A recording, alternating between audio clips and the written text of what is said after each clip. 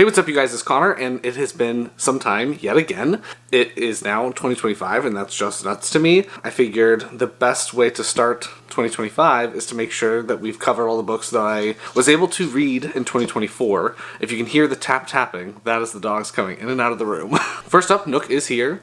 I know you guys miss me filming on the bed, and so that you can see him in the background. Right now, he decided to lay right next to me, but he's doing okay. We found out that he has some sort of lump on his leg, so that is getting biopsied next week. I'll keep you guys posted. I don't know if you can see his paw. It's right there. Stevie is behind me, laying down, all sprawled out. Stella's right here, and Jet is in the other room. Anyway, in 2024, I was able to pick up and finish 21 Things, which is okay for me currently. I figured, let's split it into two different parts, cover them all off, and then hopefully start 2025, which will hopefully be a better year. We'll see about that. You ready, bubs? High five. High five. There you go. Good boy. There's Stevie.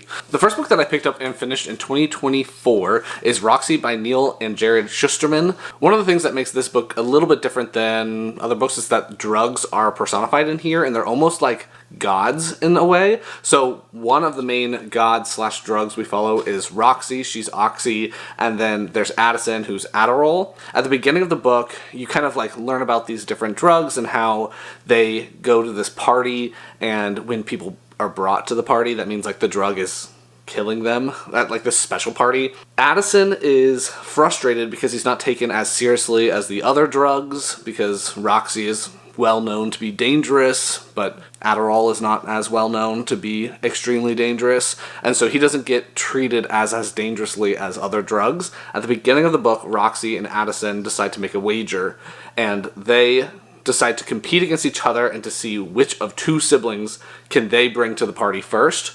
Roxy gets paired with a character named Isaac, who is a very well-mannered, very successful, follows all the rules soccer player, and his sister has untreated ADHD, and she's kind of a troublemaker, and you just follow these characters as the drugs are trying to take them to this party, and the two characters are just living their lives and trying to make it day by day, basically. It's a YA book that I thought was really, really interesting when I was reading it. I really enjoyed seeing these drugs personified and seeing just how people interact with them and how the different family members treat the two main characters, the two human main characters, and seeing all of those things transpire. So I ended up really enjoying it. I thought the writing was really well done, so I ended up giving this book 4 stars when I finished it. I definitely will be continuing on and reading more books by Neil because he's one of my favorite YA novelists, and then I have enjoyed the books that he has written, co-written with his son,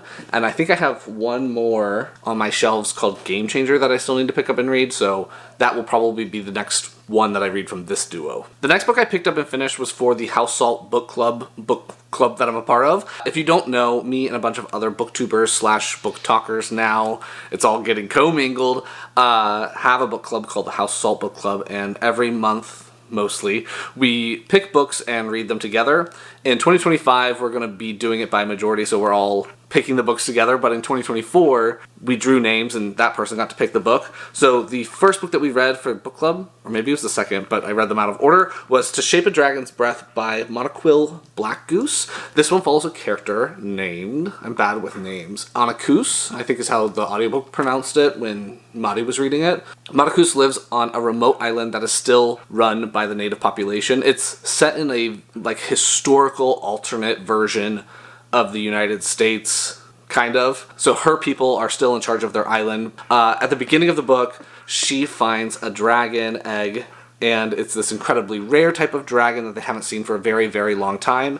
Still at the beginning of the book, you find out that she has to basically, Nook is panting if you can hear that, she has to go to this academy to learn how to control her dragon because these dragons become incredibly dangerous as they grow, and if you're not able to control a dragon's breath and shape it into different things, then you're not allowed to have your dragon, and I think you both die, or at least the dragon dies, and it basically kills the human as well. So she's up against that, while also having to deal with the difference in culture because she's a native person of this world, and the people that she's having to interact with are people that have colonized the land that is near her, and she has to deal with all that. Also involved are things about just like keeping her culture alive, kind of trying to learn this other culture while also making them learn her culture. Her brother is a whole different subplot in here, that he's become a lot more like, I don't know, has adjusted more to living in the colonizers' world, and he hasn't kept in touch with his roots as much, so there's a lot of exploration of that, which I was really enjoying.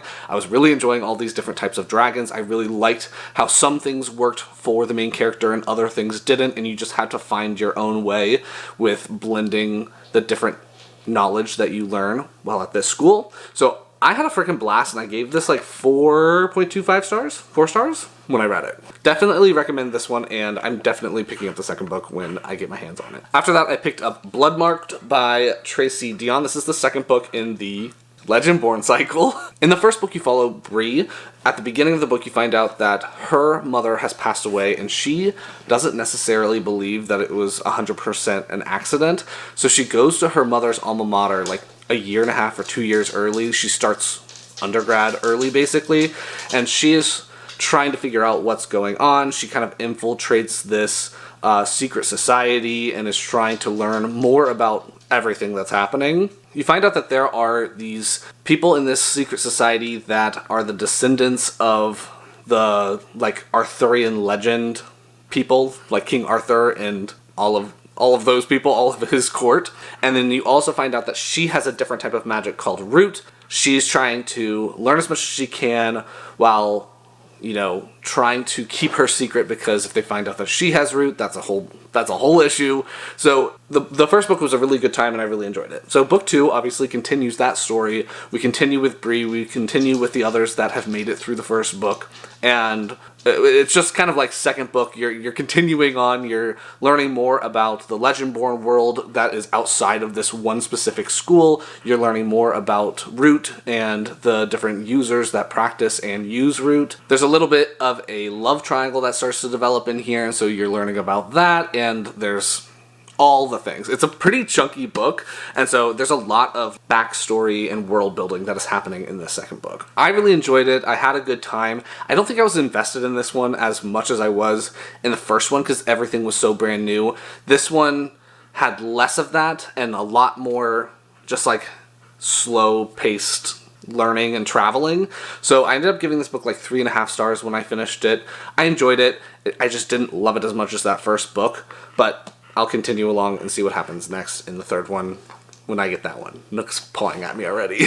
After that, I picked up and listened to a book called Flunked by Jen Kalanita. This one is a middle grade, like, school fairy tale fantasy. It follows a character named Gilly. At the beginning of the book, she is just trying to live her life. They don't have a very good amount of money. Like, they're not very well off, and so she tends to snag extra items around to sell and make extra money.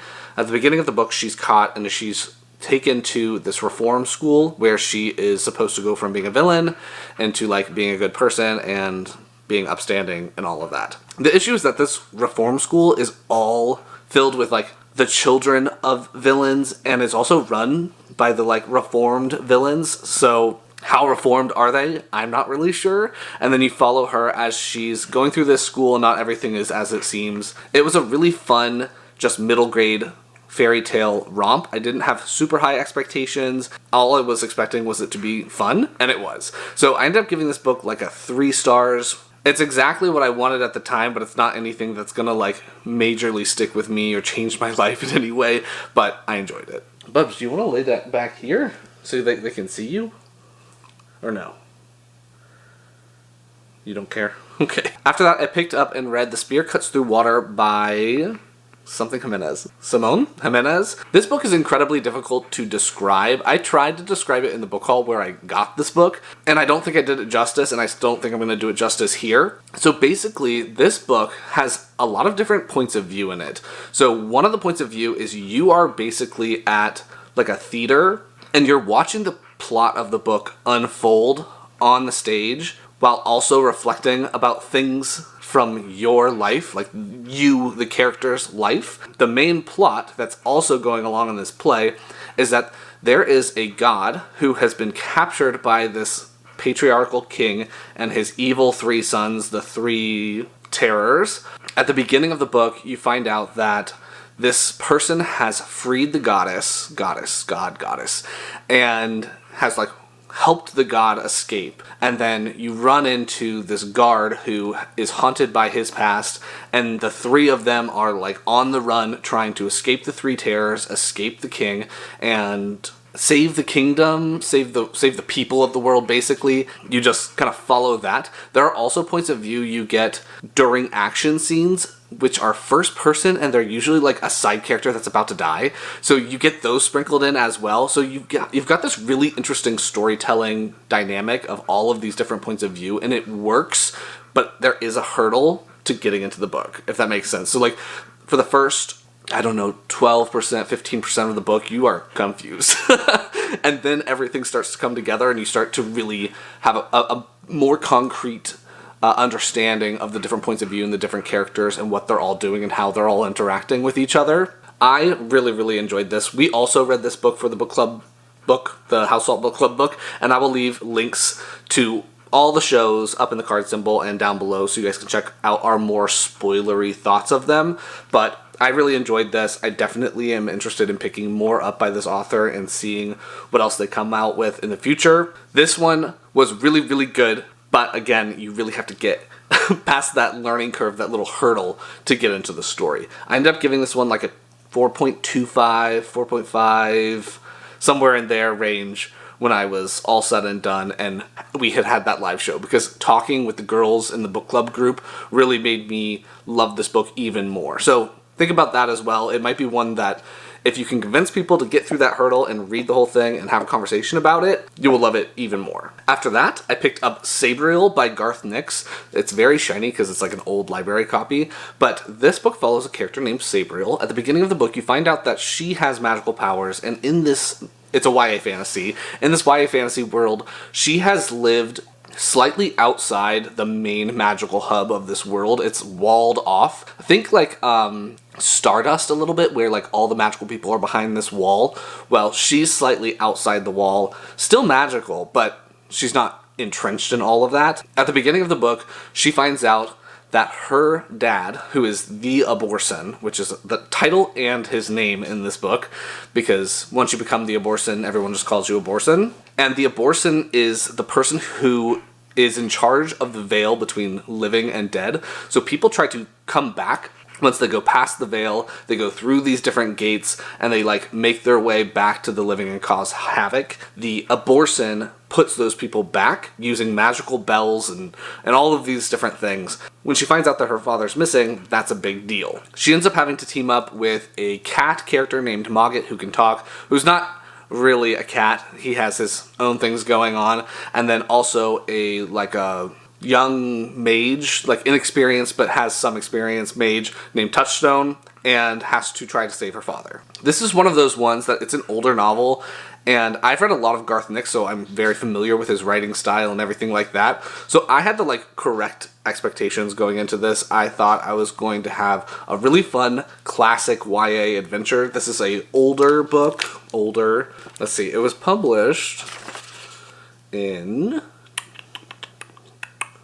1995. So I would say this is an older YA book before YA was really a thing. It reads like that, but it's still a really fun adventure story with really lovable characters, and I was really loving learning about this world and the different magic and the bells and the like stream to get to the underworld and like the gates and how they get stronger and stronger. So I had a really good time learning about the world building of this and learning about the characters. So I ended up giving this 4 stars when I finished it, and I will be continuing on. I have the second book. Next up, the book club and mainly Paige decided that we were going to read a book called Crave by, what is her name? Tracy Wolff. This is a romance book that's heavily based on like Twilight, like those types of tropes and angst and all of that. You follow a character named Grace at the beginning of the book. I don't know, her family all dies or something like that. She has to like go to Alaska and go to this school, and there's paranormal creatures, and she falls in love with a vampire. It's like this whole mess. It's all sorts of angst. It's all sorts of tropey, just like ridiculousness. And I didn't really like this one. I think I gave it 2 stars during our live show. I have read a lot of the books that this book kind of like is inspired by or is similar to, but it just wasn't for me. And if you want to know more of my spoilery thoughts, because I don't feel like this is one of those books that it really matters if you get spoiled or not, again, I will leave that live show up in the card symbol and down below, and you can check it out. I then picked up and read Manatee Summer by Evan Griffith. This book I really enjoyed. I'm getting that out there right now. However, I do think that rating, like all ratings, is very on me, because this book is about a little kid. His name is Peter. Peter lives in Florida, and if I didn't know any better, I could say this book, like, well, I don't know better. This book could take place, like, in my neighborhood. It is that close to being just like where I live. So it follows this character named Peter. He lives in the suburbs of Florida, and he is just running around during the summers. He has a best friend named Tommy, and over the course of time, they have been working on this book where they have been going around and cataloging the different wildlife that they're able to find where they live. And a lot of the things they talk about and a lot of the animals they're seeing are all animals that are around here, and so I was really enjoying seeing all of that. At the beginning of the book, you find out that unfortunately his grandfather either has Alzheimer's or has just really bad dementia. Peter's mom is the primary caretaker for his grandfather, and so that is an added stressor. He lives in the house, he's not remembering things, he is getting up to no good, someone always has to be watching him. It's causing Peter to also have to be watching his grandfather. He can't like just run around and be crazy. He has to step up and help out the family. To add on to that, he has a neighbor named Mr. Riley that is giving him a really hard time. They just really butt heads. It's a whole mess, and he doesn't care about any of these animals. Meanwhile, Peter really loves the animals. Peter's best friend, Tommy, has a bit of a secret, and so this is like potentially their last summer that they're going to be able to like hang out at all. And it's just a lot of stress that this little kid is going through over this summer. Still at the beginning of the book, he runs into a manatee which is injured, and one of the like subplots throughout the book is him checking on this manatee and getting it help and being kind of the face of this manatee recovering. And so you get to follow him. Well, all of those things happen, and so during the course of this book, he's extremely stressed. I really liked seeing him go through all of those things, and I thought he responded incredibly accurately to how a kid of his age would respond. He's 11 or 12, he's about to start middle school, and so someone of that age, I think that he acts just like, at least how I would have acted at that point. Again, I really enjoyed this. I loved seeing everything that he was up to. I loved seeing all the animals. I loved seeing the family dynamic evolve during the course of this. There was really touching moments, and I was full-blown into it. I didn't even buy this book for myself, and I decided to keep it. That's how much I loved it, and I gave it 5 stars. The 9th book that I picked up and read in 2024 is In the Lives of Puppets by TJ Klune. This is a standalone novel which is published by Tor. He has recently been picked up by Tor, and so he has a lot of these fantasy novels that are a little toned down than his self-published ones, meaning there's less like direct sexy times on the page. I've been enjoying them nonetheless, so this was the most recent one at the time, and I picked it up. In this one, we follow a character named Victor Lawson. He lives in the middle of the jungle with his adoptive father named Geo. Geo is a robot and has been raising Vic since he was a little boy. At the beginning of the book, Vic is an inventor just like his dad. He likes to tinker, he likes to build things. He has acquired 2 robotic friends. One is a vacuum and the other is like a medicinal nurse robot, and he has somewhat fixed them back to normal. The robots are a little neurotic, but yeah, he is very good at inventing and tinkering, and so at the beginning of the book, he's living in this like treetop forest home. They go to this junkyard, which is where the city dumps all their stuff. He discovers a half like destroyed or like partially destroyed robot. His name is Hap, and he's like murderous. And then at the beginning of the book still, his father, Geo, gets basically kidnapped and stolen. Vic, his robotic friends, and this new guy named Hap, who's a robot, have to go on an adventure, try to save Geo, figure out what's going on, and then try to secure a life for themselves where people are not going to mess with them. This is I don't even know what number TJ Klune book that this is that I've read. I've read a ton of his books, and this one, I did pick it up and put it down a lot of times. I kept getting distracted and reading other things, or picking it up and putting it down and then forgetting about it for a month or so, and then pick it back up again, pick up the audiobook, didn't listen to the whole thing, so lost that. So I was all over the place with this book. There was something about the trio that I've read from TJ Klune books over and over and over again, so it's not anything new per se, but I still enjoyed it. TJ Klune's writing style has improved, but has remained his writing style for a very long time, and so as I've read more and more of his books, his characters become more and more similar, and the dynamics between his characters become more and more similar, so I've read them multiple times. But that's like a good and bad thing. Like, it's familiar, it's comfortable, I like it, I know I like these characters, I know I like how they're going to interact. He does found families extremely well. I always am just like, I love them, they're all mine, and I want them all to be happy and safe. But it's not anything like exciting or new. So when I finished this book, I ended up giving it 4 stars. I had a really good time. I liked it, but as I said, I feel like I've read the same story by him over and over again. It's like a mixed bag, but I still really liked it. I just didn't like it as much as a different TJ Klune book that I read this year, so it's like tainting my love for this one. But I give it 4 stars. Moving on. And the 10th and final book that I'm going to talk about in this first part of my 2024 reading wrap-up is Funny Story by Emily Henry. Look, you've been panting the entire time. In this one, you follow a character named Daphne. At the beginning of the book, she is engaged. She really loves her fiance. They get along great. All the things. They're going fine. They're going great until her fiance breaks up with her. So Daphne's engaged to Peter. Peter's childhood best friend is Petra, and he breaks up with Daphne for Petra and basically like ruins her life. At the beginning of the book, she isn't really connecting with anyone. She moved to be closer to him, to be like a part of his world, and so she hasn't created a world of her own where she is. She doesn't have any friends at work, or at least she doesn't have anybody that she like really lets in and lets get to know her. And so at the beginning of the book, it's very clear that she is incredibly isolated. Still at the beginning of the book, she runs into or meets, I can't remember, her fiance's childhood best friend's ex. And they come up with a plot, or she comes up with a plot, where she's going to pretend to be dating him to make her ex, who is his ex's now boyfriend, jealous. And hopefully get, I don't know what the end game was going to be, but this is an Emily Henry book. So over the course of the story, you're following Daphne as she's pretending to date Miles, and all of the messiness that happens with all of that, and with the exes and the ex-fiance and his ex and all the things, all the mess, and you get to follow it. Of all of the Emily Henry books, I think this is my least favorite. My favorite one is not Funny Story, the pink one, Happy Place.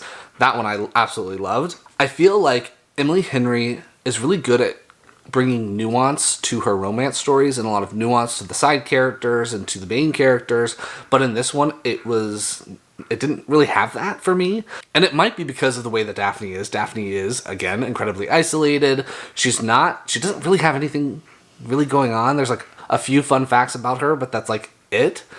And even when she's with Miles, I feel like she doesn't start to flesh out very much. I just didn't connect with this story as much. I didn't connect with the characters. I didn't root for them as much. I still enjoyed their mess, but I didn't feel for them as much as I have for her other books. When I finished it, I just didn't leave as satisfied as I was hoping to, so I ended up giving this book 3 stars. I liked it, but I wouldn't recommend it as the first Emily Henry book. If you're going to start giving her a go, I would recommend some of her other books over this one. If you felt the same, let me know down in the comments. So those are the first 10 things that I read in 2024. If you've read any of these books, let me know your thoughts of them down below. Again, I've got 11 more books to talk about before we get going into 2025. I've also got my 2024 holiday / birthday / my birthday's at the beginning of 2025, whatever, book haul that is going to be coming up as well. Anything else you want me to know, leave it down below, and I will talk to you guys next time. Bye. Nook, say bye. You have to come on camera. Come here. Bubs. Say bye. Stella tried to break the camera. Bubs, say bye. Bubs, say bye. Say bye. You can see his tumor right there, though. We'll get that figured out. Nuggies, give me a kiss. Oh, good girl. Bye.